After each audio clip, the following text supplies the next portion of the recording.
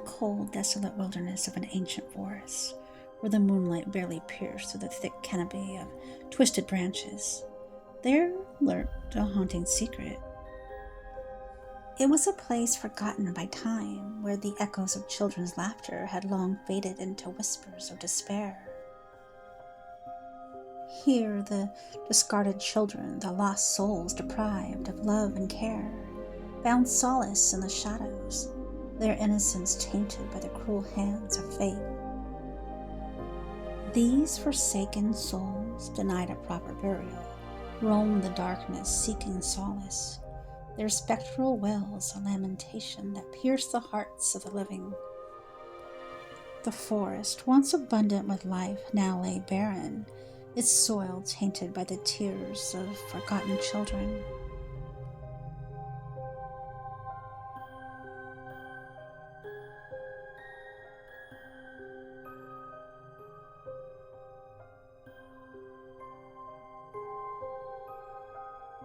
Their existence was a curse, born from the depths of despair. Abandoned by those meant to protect and cherish them, the Mylings craved what had been stolen from them, the warmth of a loving embrace, their tender lullabies that had never graced their ears. These spectral children, born of desperation and discarded in secrecy, were denied the comforting embrace of a mother's love, the warmth of a hearth, the joy of life. Instead, their first and last moments were in the biting cold, their only lullaby the mournful howl of the wind. In the cruel harshness of the world, their tiny lives were snuffed out before they had even begun. Yet these children refused to fade into oblivion. Born of sorrow and death, they returned as Mylings, phantasmal incarnations of their mortal selves. Deprived of their rightful names in life, they yearned for recognition in death, a desperate wish to exist, to be remembered, to matter. These Mylings, trapped between life and afterlife, roamed the land, their sorrowful cries echoing through the silent nights. A haunting melody, a dirge of despair, a plea for salvation.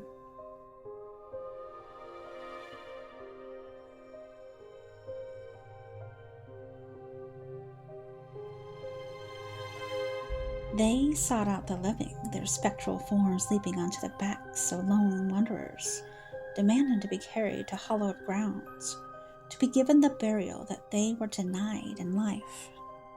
This is the tale of the Mylings, the discarded children of the North. Vengeful spirits born of such tragic beginnings that even death could not ease their suffering.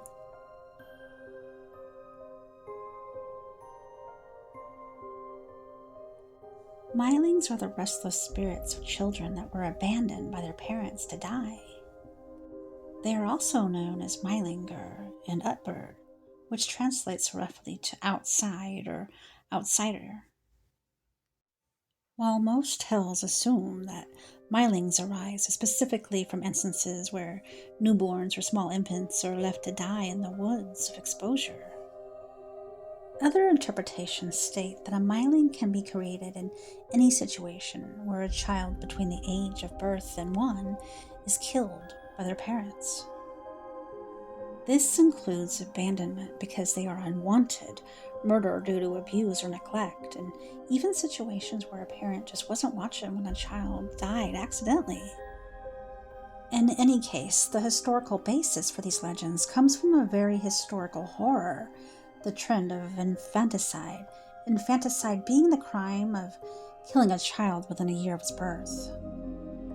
Infanticide was a major problem in multiple cultures throughout history for a variety of reasons, including but not limited to an inability to care for another child. The child's birth circumstances were not socially sanctioned. Example, being born out of wedlock, birth as a result of incest, or being sexually assaulted. Population control, birth defects or abnormalities, religious offerings, contraception, perceived unwanted qualities, maybe having a girl and they wanted a boy. In any of these cases, infanticide was so horrifically common in societies before the advent of birth control that many legends have emerged around this practice. One of these happens to be the Myling. The usual method of creating a Myling cannot be ignored either. The practice of simply leaving an infant in the woods to die of exposure or to be eaten by animals was especially prevalent in cases where the birth was not socially sanctioned, and thus many of these children were disposed of in secret. This may be why the Myling are always described as enraged. And notably, this theme sits in the background of a well-known fairy tale, Hansel and Gretel.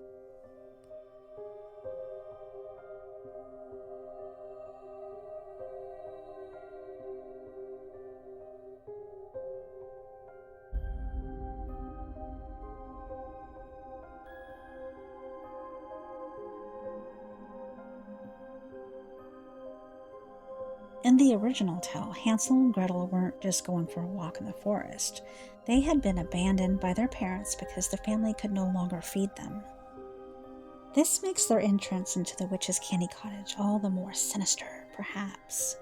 In another version of the tale, the two children would have been fated to become Mylings instead.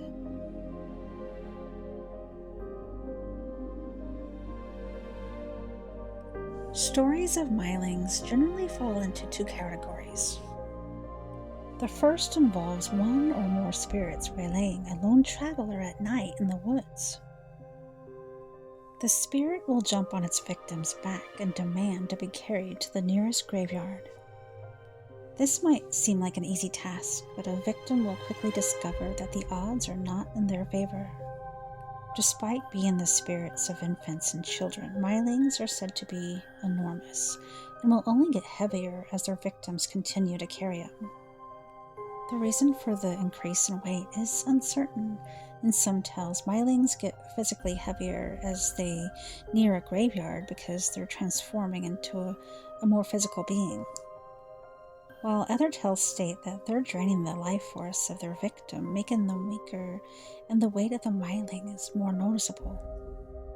In any case, carrying a Myling is said to be such a burden that you would begin to sink into the ground as you walked if you carried them for long enough. The other category of Myling sightings casts them as the tormentors of those who killed them. These small ghosts haunt the homes of their guilty parents. In some stories, their presence can be initially mistaken for a normal haunting. That is until the Myling begins singing in the night, telling everyone of their parents' sins. In some tales, the Myling will eventually kill its parents in the ultimate act of revenge, or its singing will drive them insane.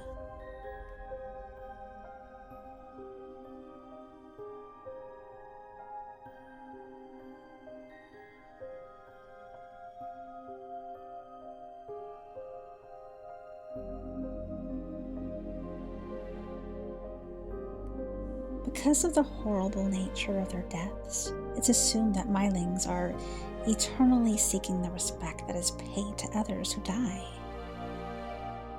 If you've been set upon by a Myling, the only way to get them to leave you alone is to take them to a cemetery so that their spirit may rest. For other Mylings, this requirement is more physical. They may demand that you find their remains and enter them properly in consecrated ground. This can prove incredibly difficult if the child has been dead for a long time or the area where it was abandoned was developed after it died. It could be nearly impossible to find their physical remains. In other cases, a guilty parent may have hidden the remains, making finding them equally impossible. Yet another, perhaps easier way to rid yourself of a Myling is to give them a name. Many victims of infanticide are killed without ever receiving a name, and they might be seeking this sign of love and respect from beyond the grave.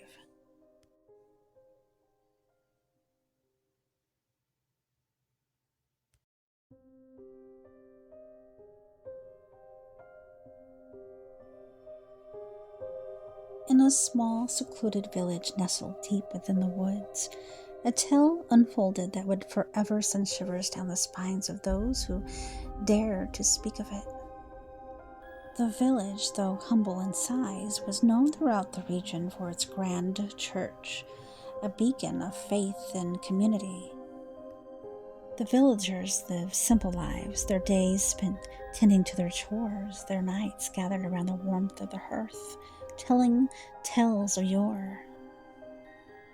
In the outskirts of this village lived a maiden named Ingrid. Beautiful yet sorrowful, Ingrid was shrouded in an air of mystery. She kept to herself, spending her days in the solitary confines of her quaint cabin, venturing into the village only for trade. Yet there was an unmistakable change in her demeanor, a heaviness that had not been there before. Whispers began to spread throughout the village, whispers of Ingrid's secret.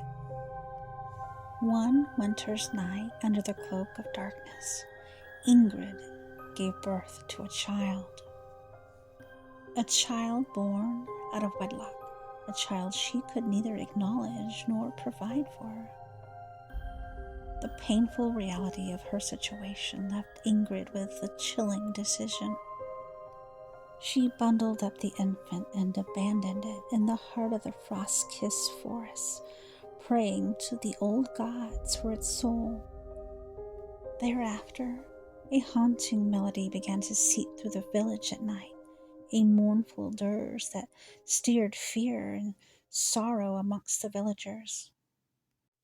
The elders recognized it as the lament of a Myling, a child wrongfully robbed of life, seeking to be acknowledged and laid to rest. Night after night, the song continued, growing louder and more desperate. It reached a crescendo one evening when a villager named Eric, a strong and brave man, was returning late home from a hunting expedition. As he traversed the shadowy path, he felt a sudden weight on his back. Turning around, he saw nothing but could feel an unseen presence clinging to him. Suddenly, the mournful wailing and growing louder in his ears as he understood that he was being visited by a Myling. Summoning all his courage, Eric decided to carry the burden of the Myling to the village church to give it a proper burial. However, as he neared the hallowed ground, the weight grew heavier and heavier. His steps faltered, his breaths became ragged, but he pressed on, driven by an internal resolve to lay this restless spirit to peace. But alas, just a few steps from the church, Eric collapsed. The weight of the Myling was too enormous to bear. In a fit of rage and despair, the Myling's wailing reached a deafening pitch.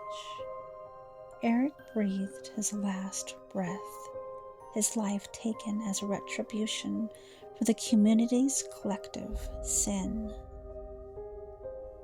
The following morning, the villagers found Eric's lifeless body near the church, a look of sheer terror etched on his face.